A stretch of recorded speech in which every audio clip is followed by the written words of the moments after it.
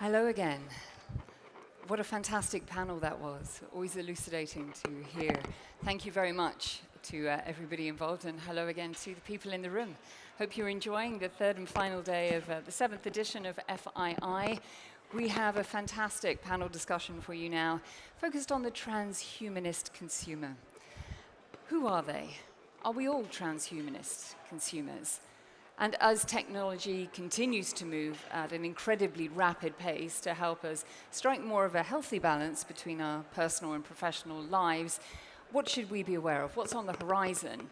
Indeed, how many of us are wearing magic rings? We have the Lord of the Rings with us, and we have a deeply seasoned investor in health and startups regarding our mental well-being. So let's hear all about their work and what they do.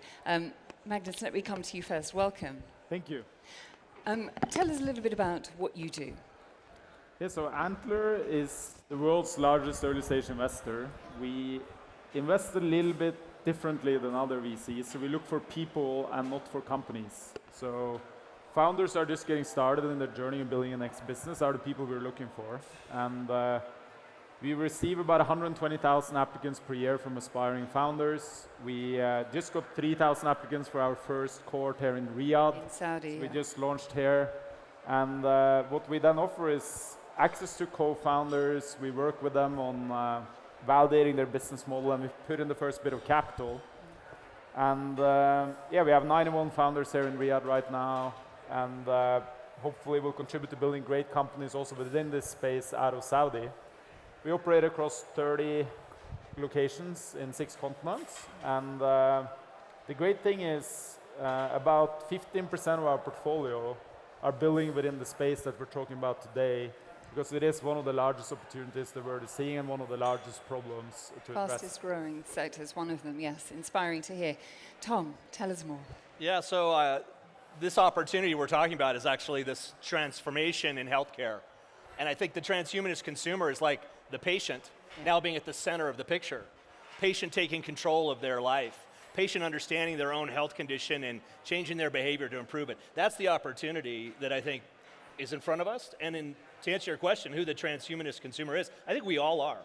And if you look around at the people who are managing their lives with technology, using apps to help them with their health or with their mental health, or being a quantified self and managing every little bit of their life, that's a transhumanist consumer. That's everybody today. Tell us about your company. Yeah, so Oura makes a smart ring. Many people wear it to improve their sleep. It's sort of a clinical grade device, but with a consumer user interface, so that anyone who understands anything about how to use an app can actually understand everything they need to know about their health. And that includes their sleep, their heart health, women's health and reproductive health. All the data that your body is throwing off is basically the same information that a doctor would look at to help you guide your health. And by putting that power in your hands, you're able to give your body a voice and to manage your own health. And I think that's a real sea change that we're seeing happen around the planet. Let's talk sleep.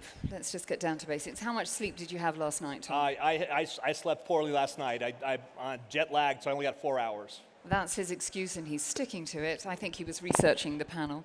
But tell me, Magnus, how many hours? 5 hours and 40 minutes. 5 hours and 40 minutes. This is not going the way I thought it would. On average, we need 8 hours. Is that still the general guidance? That is absolutely supported by science. And the reality is that 3 out of 4 people, and I would guess most of the people here, are not getting enough sleep. And it has a toll on your health. Let's have a quick show of hands. Who got 8 hours sleep last night? 2 people. I think it's 1/10 of 1%. 3 at the back. Woeful, ladies and gentlemen. How do we improve upon it? Because it's so critical to our mental health, our stability, but also our professional performance, not least when you look at critical industries or those people flying planes or conducting surgery. How do we maximize it, not just through an app, but holistically? There's some very simple behaviors that help you with sleep. One is to try and get to sleep at the same time every night. The second is set your room up to be really pro-sleep, so dark, no interruptions. Some basic behaviors: don't look at Netflix, don't watch your phone before you go to bed. And in general, like if you think about it, one of the most important things you could do for your sleep is actually to time your meal earlier in the day. Most people eat, close to bedtime, and that actually restrains your body from getting into the quiescent state of rest because you're still digesting. So if you can eat 2 to 3 hours before you go to bed, actually it makes a huge difference in terms of not just the quantity of your sleep, but the quality of your deep sleep, which happens the first part of the night. Talk to me about how and why you started your business when you did, because surely it's a growing sector, as we know. The market's not yet saturated, and of course this will lead us on to funding in a second, but what was the brainchild? Everything is founded in science. Yeah. And I think that goes actually to the same kind of investment thesis that Magnus was talking about. That if you can find a scientific kind of basis for something that's going to improve the human condition, that's probably something that's going to actually take root. And sleep is interesting because it's the daily habit that all of us do, at least once a day. Not all, but most. And so sleep is this kind of thing that actually drives you to understand what's going on with your body because you're looking at your metrics every day. How did I sleep last night? And it has a major effect on your life. So when we started out, we thought, how is it that we can help people understand how to sleep better?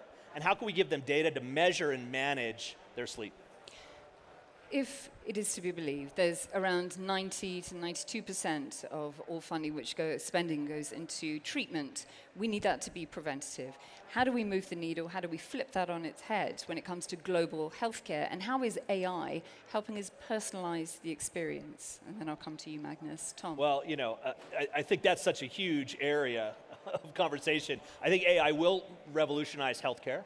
I think we will see AI providing clinical decision support. It will provide advice for people. If you think there's a company called Replica that actually provides you a chatbot friend, so it helps with your mental health and affects loneliness.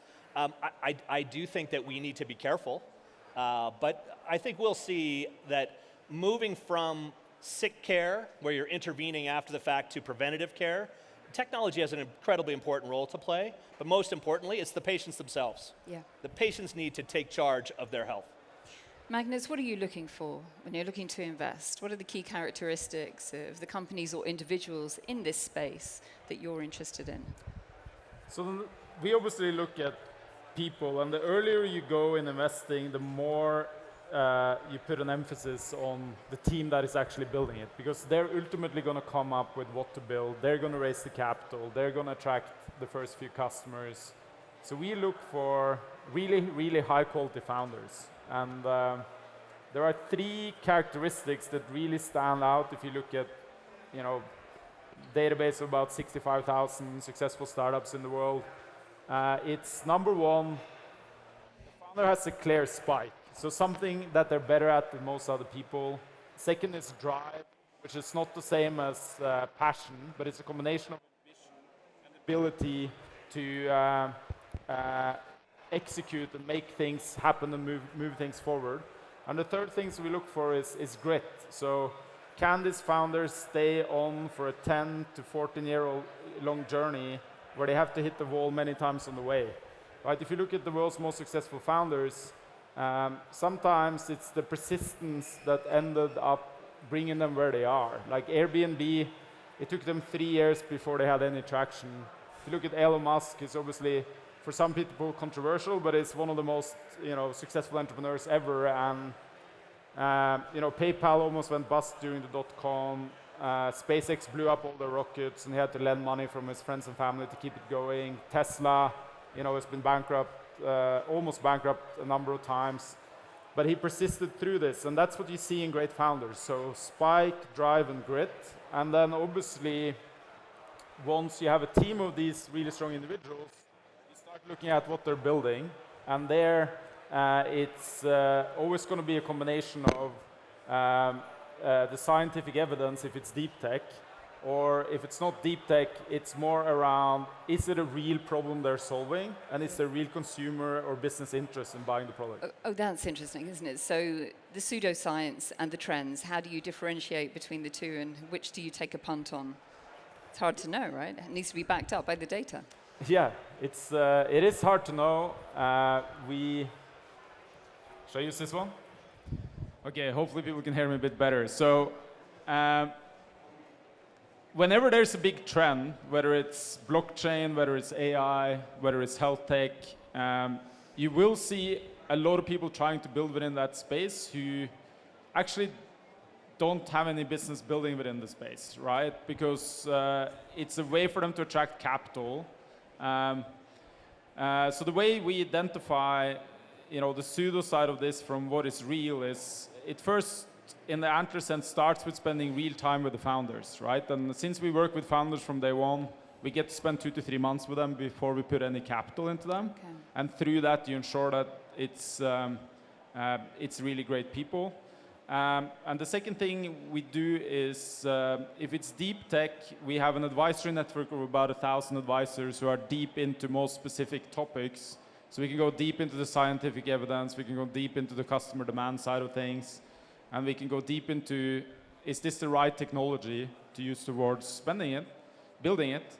And the second thing we do is customer validation, right? So some of the very best companies out there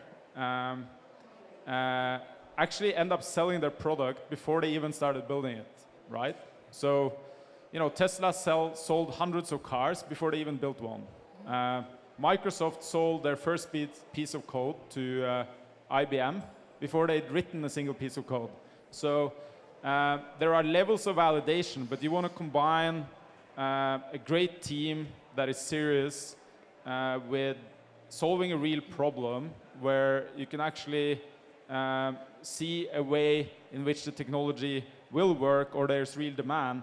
Now, even if you have there's risk, but you can probably remove about 80% of the risk by focusing in on those core topics. So instead of going from a scenario where 97% of startups fail, you go to a scenario where 20% of your portfolio fail, which is important for you as an investor, but it's even more important for the founder, right? Because they're spending 3, 4, 5 years of their life, or sometimes 10, 15 years of their life on building this and are dedicated to it. So better use that on something that really makes sense.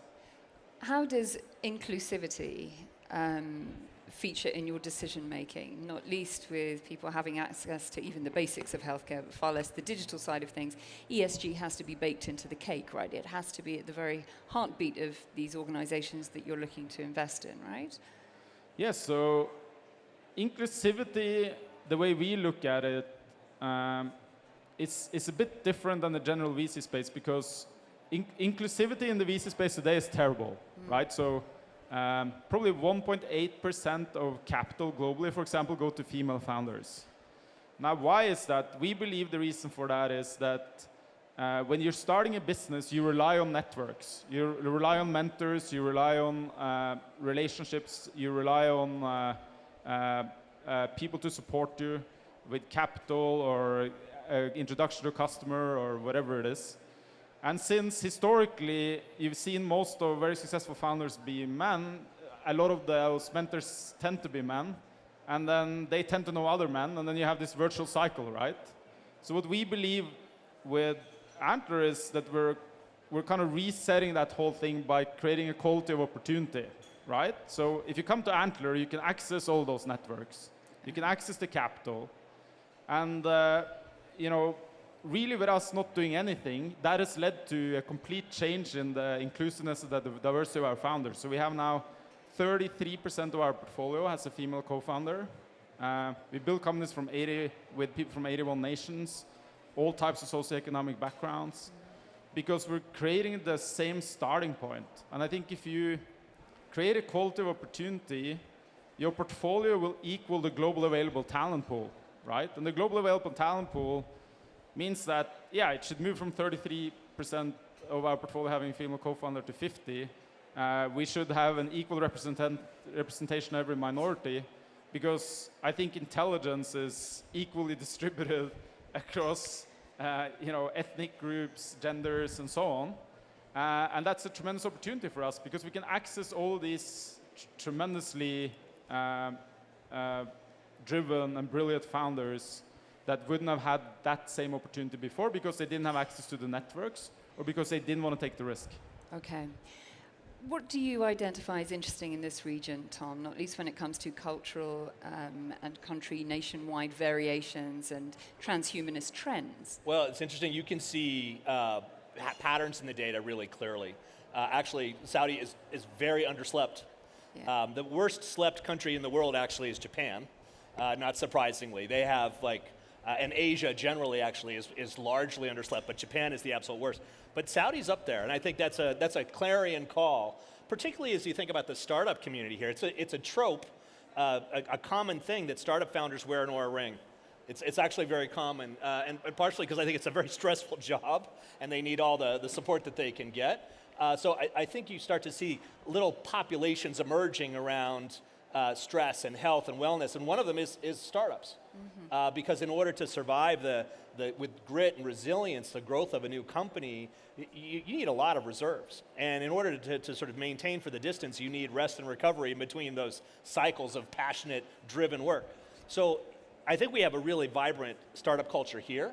If you walk around and you see a startup founder, you might see an Oura ring on their finger. I think that's a really interesting observation. But I think there's also a societal level concern where, honestly, government has a role and culture has a role in normalizing rest and recovery to allow for sleep. There's a culture of macho. I don't sleep. I'm going to work so hard. I'm going to succeed. And the reality is you're actually undercutting your chances of success by not giving yourself the rest and recovery you might need. Let me play devil's advocate, because if I'm told you need a digital detox, and yet I have one more app, I have a new ring on my finger, is it one more layer of stress to my day? It should be solving something, but it feels like a chore. Is there an argument for that? I think it's probably true that sometimes the amount of interruptions that you get during the day from your apps can increase your stress. We take a really different approach. Like, there is no screen. It doesn't vibrate. It doesn't send you notifications. It actually, has a battery life of 7 days. So unlike your Apple Watch, which you probably have to charge at least once a day, if not more, it's not another digital mouth for you to feed. I think we take the approach, which I think we could call calm tech. Calm tech being something that doesn't actually interrupt your life, where it's sort of passively monitoring you. I think that's a really smart approach. I actually think technology in general is heading that way. Yeah. I think we're seeing technology being, it used to be drive more engagement, more eyeballs, more ad dollars. That was the social media mantra, like just keep them engaged. Reality is what you want is quality engagement. In Oura, classically, the morning moment, you wake up, you pull your phone up and you look, you see how you slept and how your day is going to go, and then you put the phone down. But it's a deep moment, but it's every day, it's a daily habit. If we're looking to change global sleep patterns, let's just say, in Japan, a lot would be rooted in the work culture and the imbalance there. It would take a mindset shift, arguably, on the corporate side of things and from top down and government for this to really work. We can wear the ring, but the stress is still there at work. You still need to have a 7 a.m. meeting. You're taking calls from Asia at midnight. So how do we balance the two? Well, I think it starts with your culture. And the reality is Japan has been hard at work at changing the culture around sleep. They have a word called emuri. And an emuri is someone who doesn't get enough sleep. That's the student who falls asleep in the classroom, or the guy who's guarding the train crossing and falls asleep. And so they're building a culture of hey, it's really important. But I think private industry has a role to play. Culture has a role to play. Celebrities, leaders, business leaders have a role to play. And you're starting to see that. The truth is that athletes have taught us this. Yeah. Athletes don't work out every day because if they do, they're not going to recover. So if you want to be the best person you want to be, you need that cycle of stress and recovery. And that's becoming woven into public health communications, into popular culture, into television shows, helping people understand that that's actually the way you should approach life. Frankly, technologies like this help educate people that that's the way you should live. Magnus, what excites you the most? What's the next big thing when it comes to the transhumanist sector? I think the biggest thing is what you started talking about earlier, which is the fact that you mentioned 92% of healthcare spending across the globe goes to treatment, and about 83-84% of that could be avoided with early detection by Oura and other methodologies or simple changes in lifestyle.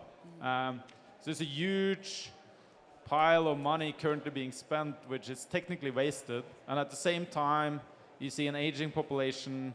You see about 1 billion people across the globe who don't have great access to healthcare. We heard it here earlier in the panel. We were here before, right? Like 1/3 of children has the vaccines that they need.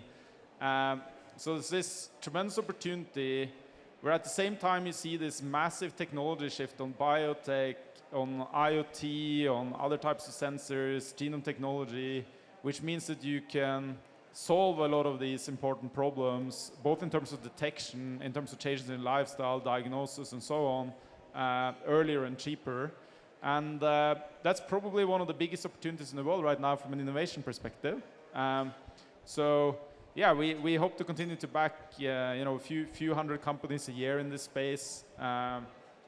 It's a huge opportunity. I think never have we seen a marginal dollar have so little impact at such a big problem.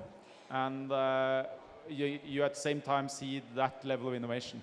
And just lastly, in terms of policy and regulation, whether it would serve to drive more VCs to look at the sector, or even investment at the retail and institutional level, do we need more stringent policy and regulation, not least to protect the end user, the consumer? I think we need less regulation.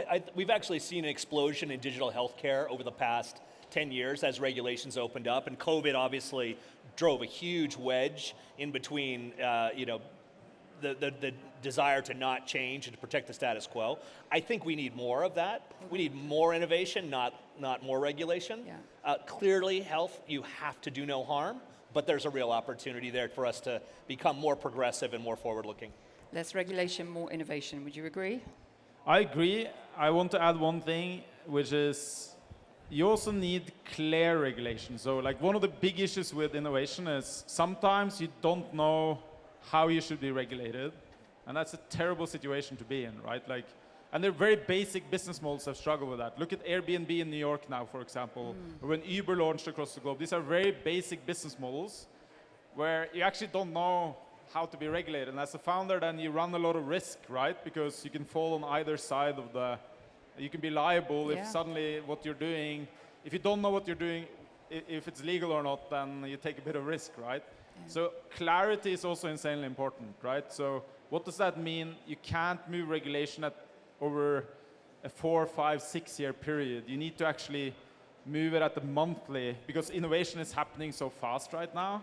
So you need governments and regulator to think in like weeks, months, and not think in years and decades, and create clarity for founders so they can do the right thing, right? Because sometimes people don't like to take that risk and don't end up taking that risk, not because it's illegal, but because they don't know whether it is. Okay.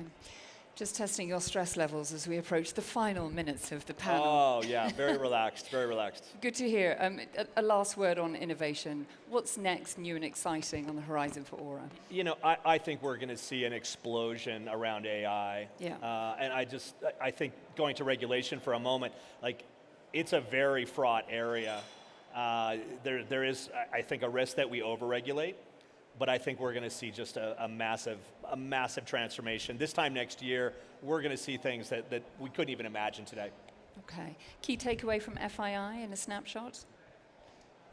I think this is my 7th time on here now, and my key takeaway is when it comes to the innovation landscape, also us now building companies here, every year it becomes better. So now it's a great time to build companies here. Next year will even be an even better year.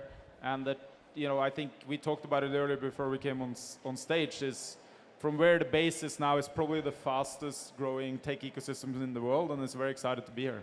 Absolutely. Tom?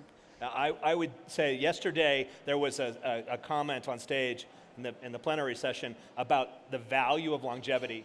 And if you got people to work 3 more years post-retirement, the amount of value that would create would actually solve many of the debt problems for emerging nations. I thought that was a really interesting insight. That was my big takeaway. I think also in an aging population, health just becomes so much more important, because you don't just want length of life, you want quality of life. That's right. Health is wealth. Well, our blood pressure is down, our serotonin levels are up, and there we have to leave our conversation. But please join me in thanking my superb guests for being here today. Thank you. Thank you, Becca.